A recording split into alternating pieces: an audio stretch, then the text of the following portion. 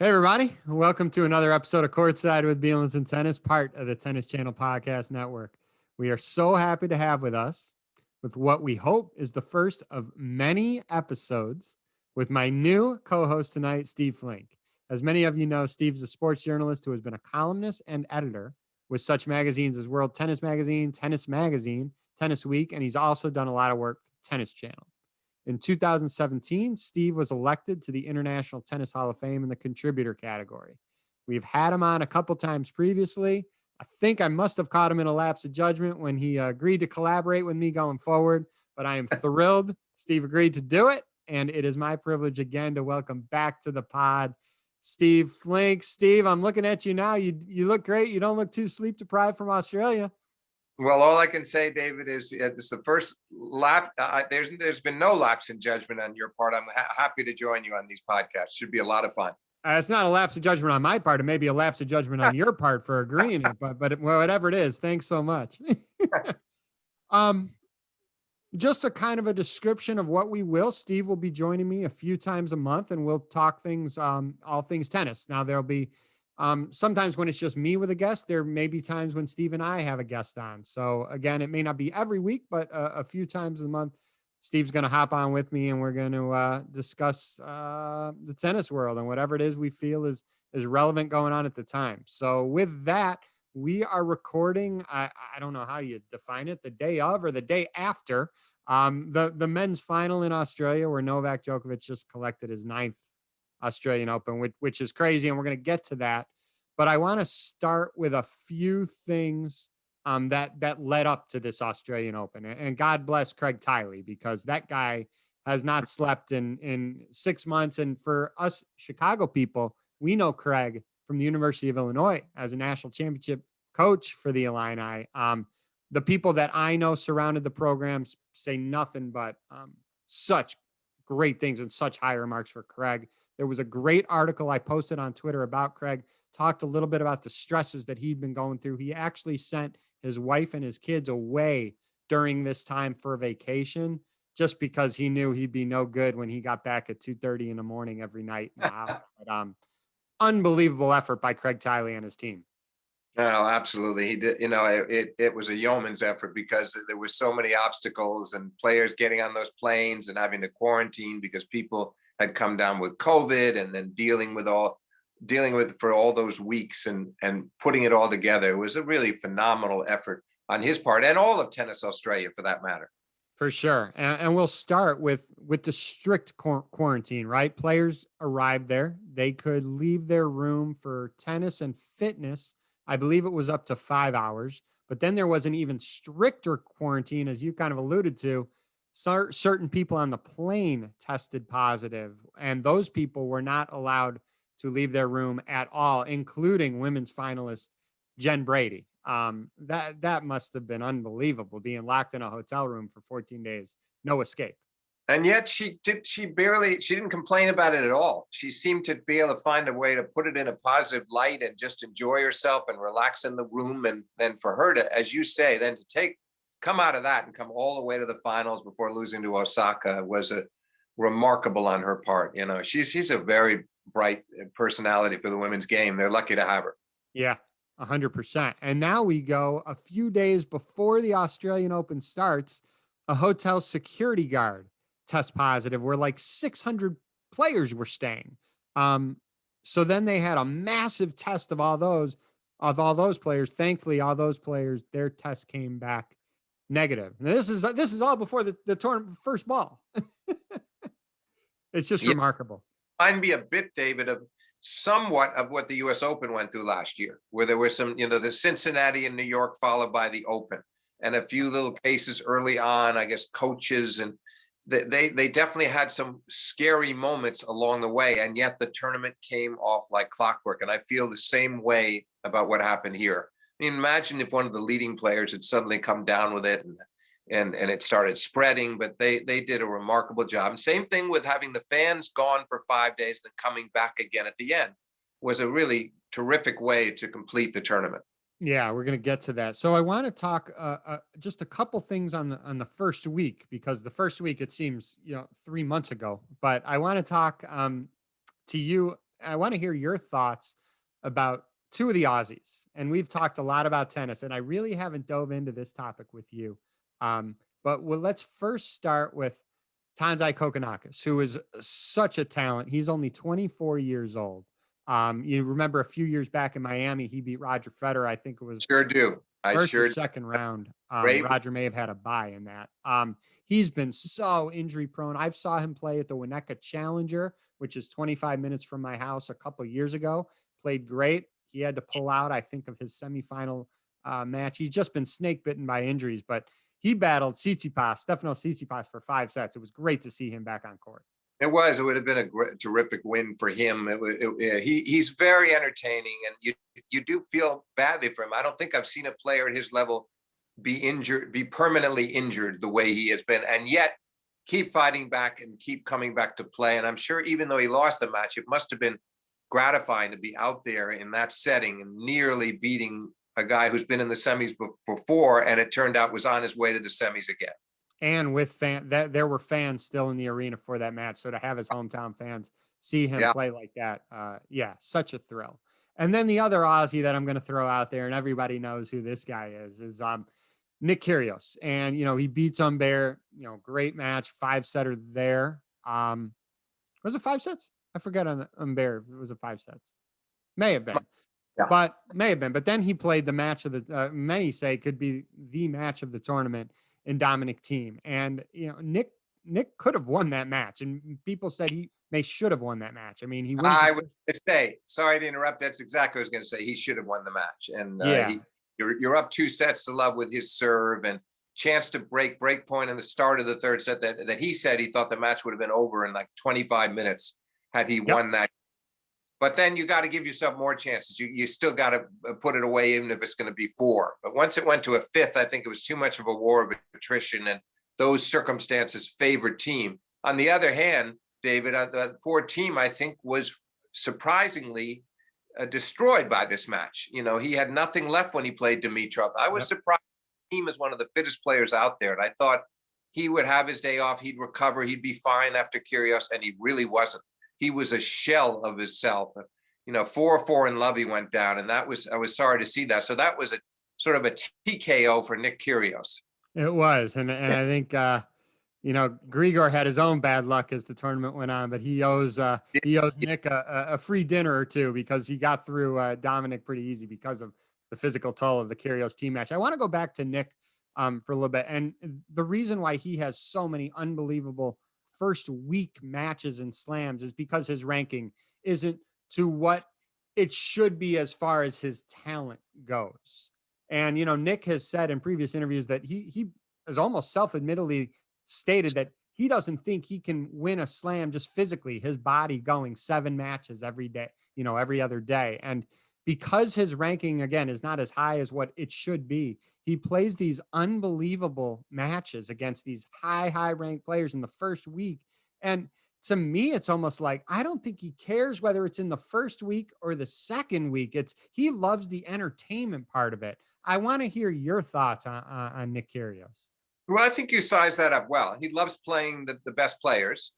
He was actually very, very sporting afterwards, very kind to Thiem and lauded him for his great play and didn't moan about his missed chances. And he loves the atmospherics of these big contests against well-known players, and manages to sort of get himself just fired up enough against the others. But David, I've heard for years that his injury, these are not made up injuries. I think he's had a serious problem with his back for a long time. The people I've talked to on the inside have said that he might have been a good candidate for surgery, and he just didn't want to do it for good reasons, I'm sure. But he's never been able to do himself. He's not Kokonakis, but he's had too much to deal with on that front too. So we really never had a chance to see on an extended basis the best of Kyrgios, which is too bad. Still, that was a fleeting moment and a really compelling contest against Thiem.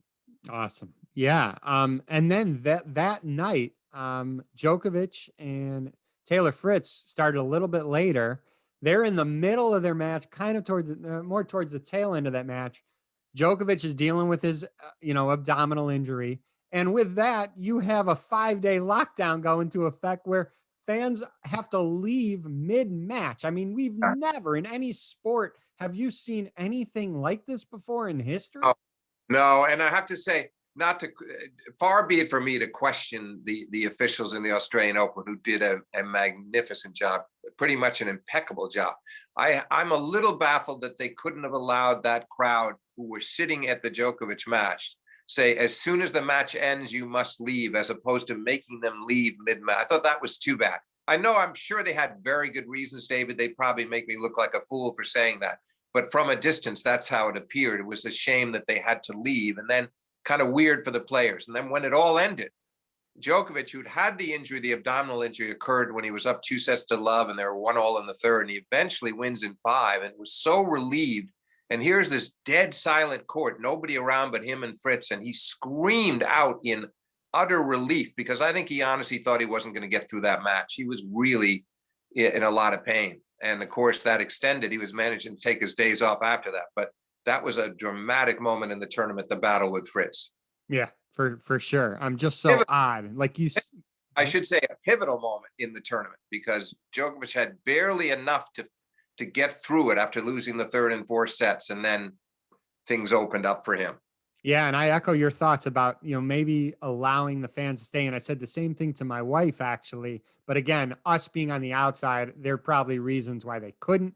I don't know that, so I'm not going to criticize the country especially. I agree with you. I'm just saying, from our vantage point, in looking at it from the standpoint of the fans, because you and I, as journalists, we can relate to them, and it was sad that for them, and also for the players, because they had that atmosphere and the noise and the normal feelings of a match with spectators, and then they lost it.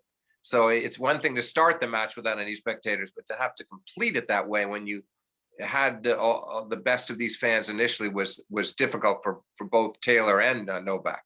And think about this: what if Kyrgios and team had started a little bit later, and Kyrgios, his hometown, it's packed in there, and they go into a fifth set, and those fans would have had to leave? That would have been crazy. Yeah, absolutely. Yeah. So we go into the second week. We hit on this a little bit with Grigor Dimitrov, and I thought Grigor had an unbelievable opportunity because, as you said, he beat an exhausted team. Grigor again owes Nick Kyrgios beer, dinner, whatever for that match. Then he plays the qualifier, right? He played Karatsev in the quarterfinals, and like, Grigor's got an unbelievable opportunity here. In the past, Grigor has played well in Australia. He gets a back injury or something fluky happens with that. Yeah. Major bummer. Let me ask you this. Do you think Grigor will win a Grand Slam?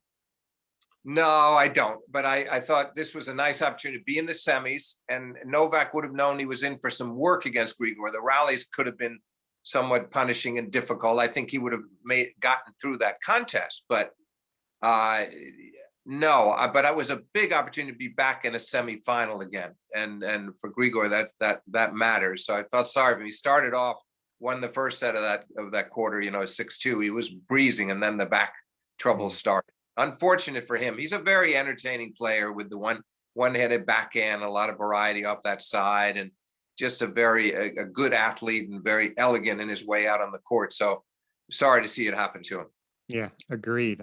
Then you had a great quarterfinal match a little bit later on that second week with Rafael Nadal losing to Stefanos Tsitsipas. Rafa up 2-0.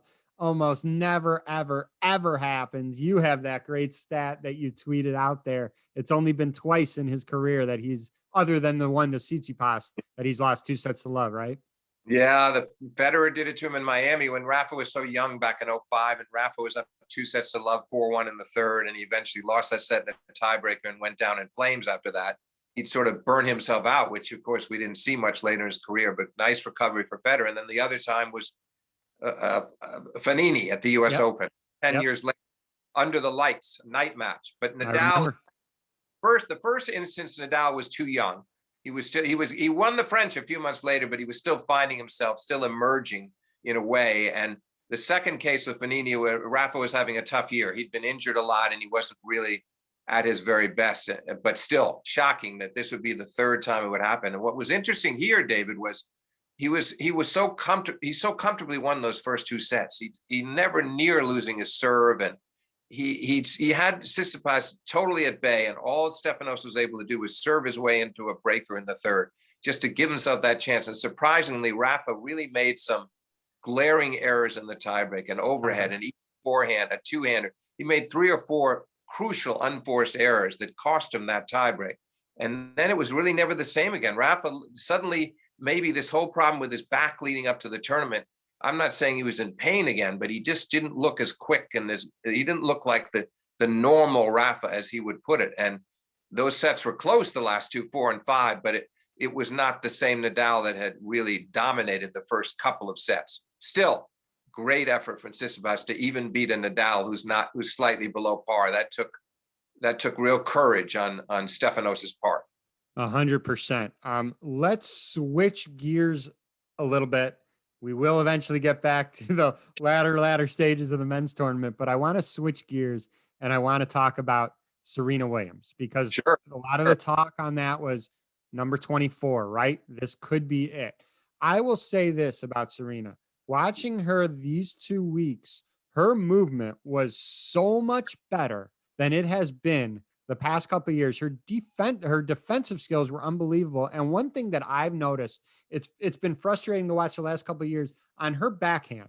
She does, when she's not moving well, she does a lot of open stance two-handed backhands, which causes a lot of errors. And I know when you're really stretched out, you sometimes have to go to that open stance two-handed backhand, but that was not the case when she wasn't moving well. It was almost like she just was too slow to get that right foot over. I did not see those lazy, wide open two-handed backhands this tournament, and she moved phenomenally. Did you see a marked improvement in this tournament? I did. It was very impressive. I will say this. I think part of it was, I mean, granted, Sabalenka was the one, Sabalenka has a lot of power and she can hit a lot of winners and lots of pace off both sides. And Serena was definitely quick in that match and did a nice job to win in 3. Otherwise, Simona Halep, again, Serena can overpower Simona. And I think she was able to get on top of a lot of the rallies. She did, no doubt. I would definitely say far better than what we saw her moving in 18 or 19 or 20, any of those years. Post-motherhood, let's put it that way. Best movement post-motherhood. But I did feel that it wasn't the same against Naomi. Played great, and Naomi was a level higher than anybody she met, maybe 2 levels higher. And on that day, maybe a little tense. There were, who knows what the factors were, what was going on, what kind of inner turmoil was there with Serena, but I didn't feel she was quite as fast. It could have served her well in that match because Naomi was able to hit a lot of winners and open up the court. And I didn't think Serena had quite the same alacrity around the court as what we'd seen from her earlier. Still was a great tournament. The baffling thing to me, she got so upset in the press conference, not because the questioner asked her anything that was really that demanding or insensitive or anything, but he just said something about a bad day at the office. And she, halfway through the answer, she got up and left, which surprised me. The disappointment to me, David, was she had a great tournament. She should be very proud of it. You're 39 years old, still competing for majors, but I wish she would have given Naomi a little credit. Now, the fact is that the tendency of most reporters is to ask the player only about himself or herself. So the questions were being directed at Serena. What happened? What was wrong from your end? But I would have loved it if she would have volunteered and said, look, there was a great player on the other side of the net. I commend Naomi. I'm not happy with my game today, but Naomi played beautifully. We didn't hear that. That I thought was a little unfortunate, but boy, she has no reason, Serena, to not leave Melbourne proud. Because, we had the 4 finals in 2018 and 19, Wimbledon and the Open, 2 each, and then the semis of the US Open last year. And here she is back in the semis of the Australian. So I think there's still some encouraging signs that she can keep getting to the latter stages, and who knows when it might finally break her way. Well, that was my next question. Will she get to number 24?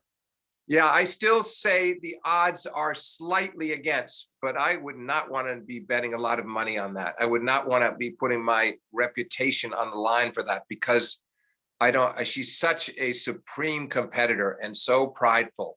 And also part of the reason she wasn't moving so well, she just looked like she was so fit.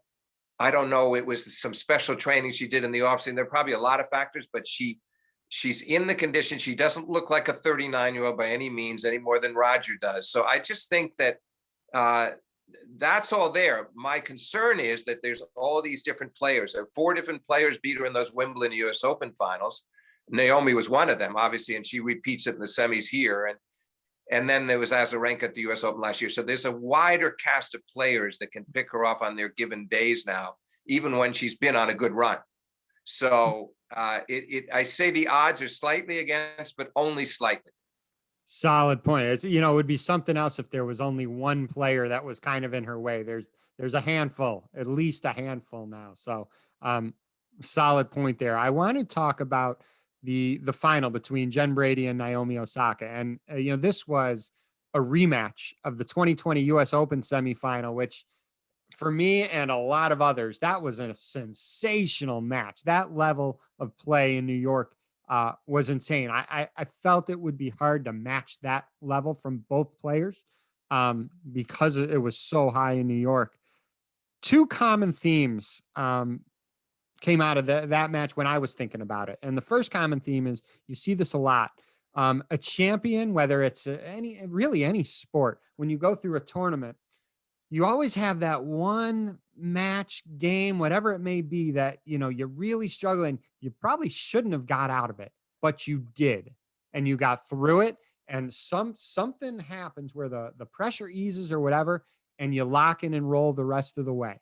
The other theme that I want to point out, and I tweeted to Greg Sharko and Craig O'Shaughnessy, the stat guys, is you're serving, you're down a break point, you wind up holding, and then you break your opponent immediately the next game. It happens time and time again. And both those situations, both those themes that I'm talking about happened. Osaka was down match points against Garbine Muguruza.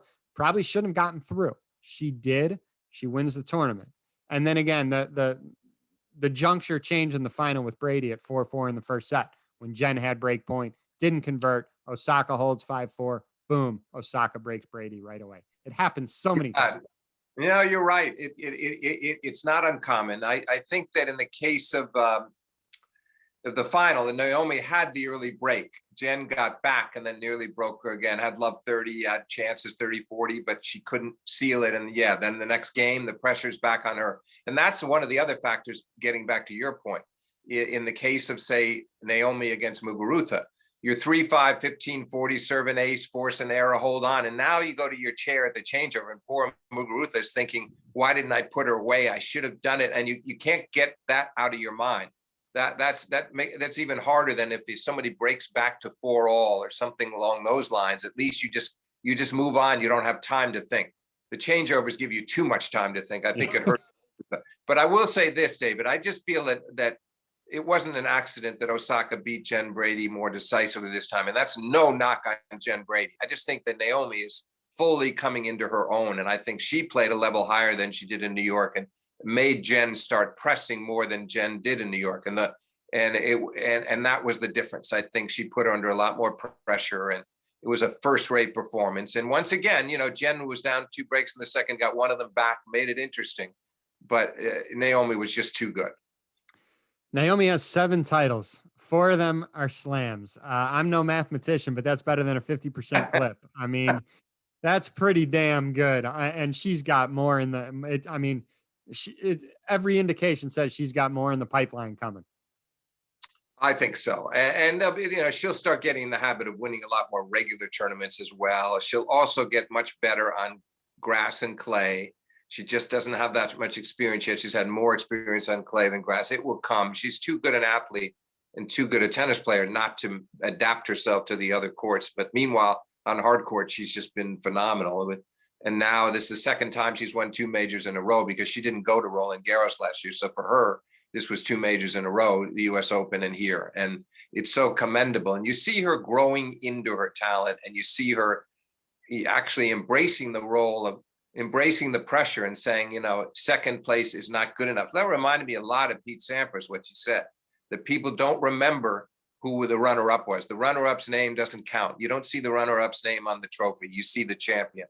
And that's really a great way for her to look at it. The other quick point I'd like to make, David, the women's game needs continuity, and she's going to provide it. We've had a lot of great players come along and win majors, and then the next one comes along and it's a new champion. And It's not to say that we don't need different players standing out and capturing the Grand Slam events, but Naomi's going to be the kind of player who, for years now, I think is going to keep picking them up on a regular basis. 2 in a year, maybe 3 in a year, another one the following year, and by the time she's through, I'll be shocked if she's not in double digits. I mean, 4 now, but I can't see it being anything less than 11 or 12, and maybe more than that. Speaking of double digits on slams, let's go back now to the men's side. And we had a final between Daniil Medvedev and Novak Djokovic. Daniil Medvedev, other than one 5-set match, he was rocking and rolling, and he was beating very good players in straight sets. Andre Rublev, Stefanos Tsitsipas. I mean, I thought this match between him and Novak was going to be close. Again, we don't know what Novak was dealing with injury. Route City, 9-time champ, Australian Open, Novak Djokovic. I mean, I don't know if there's much to say about the match. What are some of your thoughts? I guess I'll ask you. Well, I think it was a little misleading that he lost 3 of the last 4 to Medvedev. So that made a lot of people think, wait a minute, maybe Medvedev really has his number now. Maybe he's in his head. But there were circumstances behind all those defeats, not to make excuses for Novak, but I saw all those matches. He wasn't always at his best. Those matches were spread out. Cincinnati 19, London at the end of last year in the round robin, where Djokovic played one of his worst matches of the year and lost 3-3. There were things that happened in those matches that made me skeptical if a bunch of those defeats came in a very short span, but they didn't. So that's number one. Number two, Grand Slam final versus round robin of London or semis of Cincinnati. It's a whole other league. Oh. And Novak was peaking, David, as he realized in the semis, you beat a qualifier in the semis, and people at McEnroe was saying, John McEnroe, well, look who he beat in the semis. I understand what he means, but Djokovic liked the way he was hitting the ball. He liked the way he felt.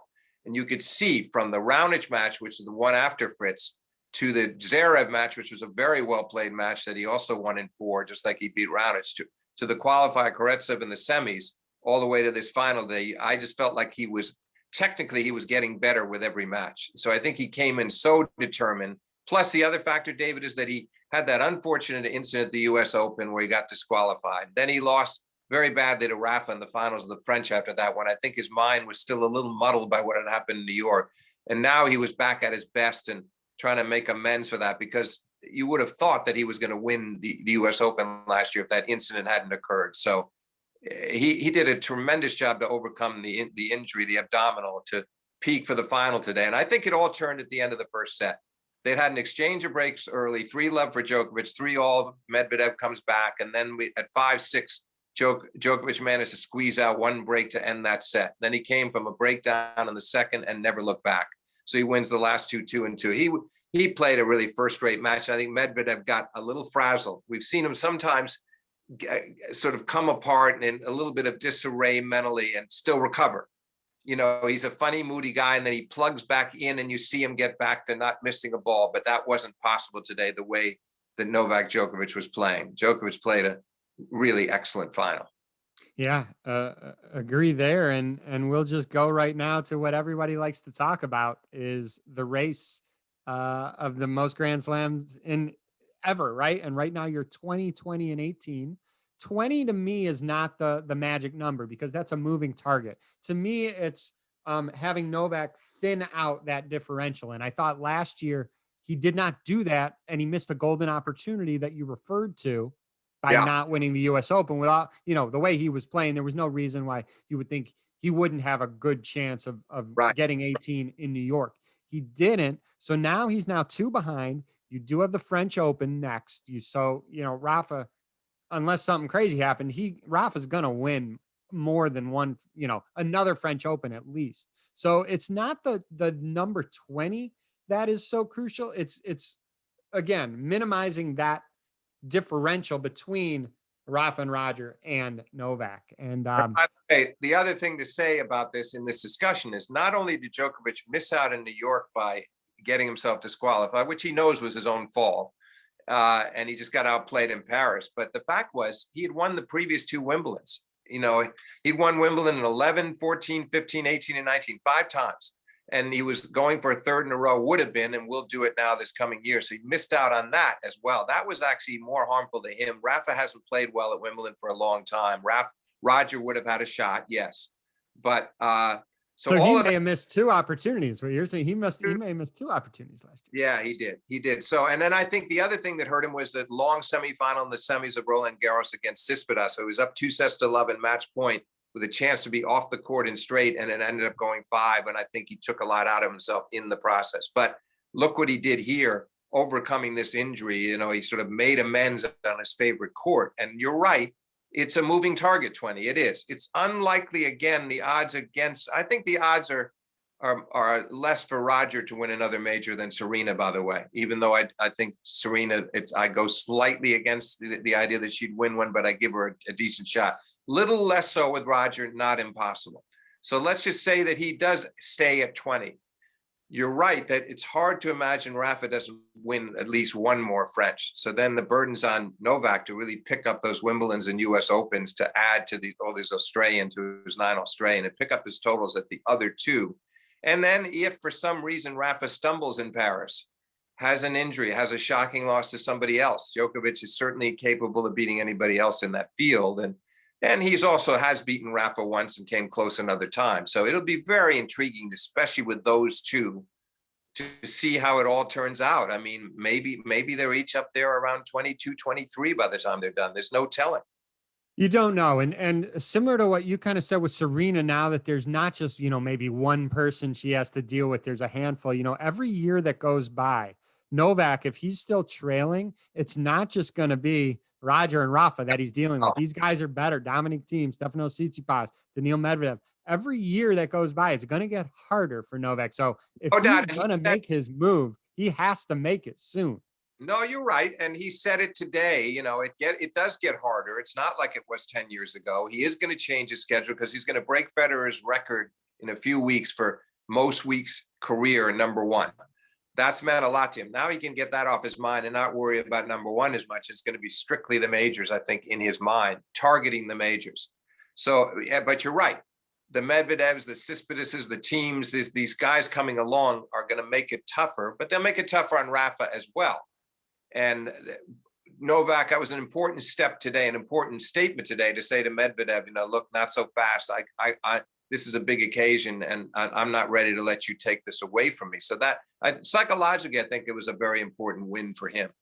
I agree. ESPN showed a graphic of the big 3 domination. I had it on my phone. I wrote it down a little bit. Just want to share some of these numbers. The big 3 have been ranked number 1 for 827 of the past 868 weeks. They've finished number 1 in 16 of the last 17 years. They've also won all 4 majors in a single year, 8 different times. Could have been last year too if Djokovic doesn't get to fall. Right, true. Could have been 9. I mean, yeah. Unbelievable. These numbers are ridiculous. And I think we've talked about this before. In any sport, if you're 4th best in whatever it is you do, 5th best in whatever it is you do, that's unbelievable. And the gap between the first 3 and then 4 and 5 in any other sport should not be as disparate as it is in this in tennis. It's crazy. And it's funny. I heard Brad Gilbert has talked a little bit about this too, but imagine if Medvedev had won today, David. Let's just say he'd won it. So we'd gone from Thiem at the Open to Rafa doing his usual thing in Paris, but coming back in Australia with another first-time victor in Medvedev. That might have changed it could have sort of changed the collective thinking of the other players. But now, when Djokovic bears down hard again and does it again and raises his record to 9-0 in Australian Open finals and takes another major, then that's sort of a reminder to everybody else that he and Rafa aren't going away, nor for that matter is Roger, who's eager to come back. Wow. Well, Steve, this is the 3rd time I've had you on. The first time as my co-host. Again, I'm thrilled to have you on. For those, you guys all know Steve is a legend in this industry. I have the book with me right now, The Greatest Tennis Matches of All Time. He's had the greatest matches of the 20th century. He's published that. And again, his newest book, Pete Sampras, Greatness Revisited. Get his books. They're unbelievable. Poor Pistol Pete, because at number 14, everyone was like, holy smokes, this is the standard. Will never get broken. And then you got 3 guys who just blow it out of the water. Does not diminish the greatness of Pete Sampras. He was At all. unbelievable. No, absolutely not. But I will tell you that having written the book on him, that he's a big fan of all three of these guys too. He does not begrudge them what they are doing. And it's just too bad for all of us. We couldn't have seen the four of them in the same era playing over and over and over again, because Sampras played one official match against Federer at the 01 Wimbledon that Roger won in 5, never played Rafa or Novak. What a joy it would have been to have all four of them around. The head-to-head contest would have been just out of this world. Yeah, for sure. So with that is the first episode of Steve joining me as a co-host. I'm going to have a couple guests, and then we'll just me and a couple other guests you'll be interested in, and then we're going to have Steve back on in a few weeks after. This virus, this tennis calendar, things change. They change on an instant. So it'll be interesting to see what the rest of the year plays out. Steve, thank you for your time. It's always a blast talking with you. And again, thanks again for joining me on this ride, man. I'm looking forward to it.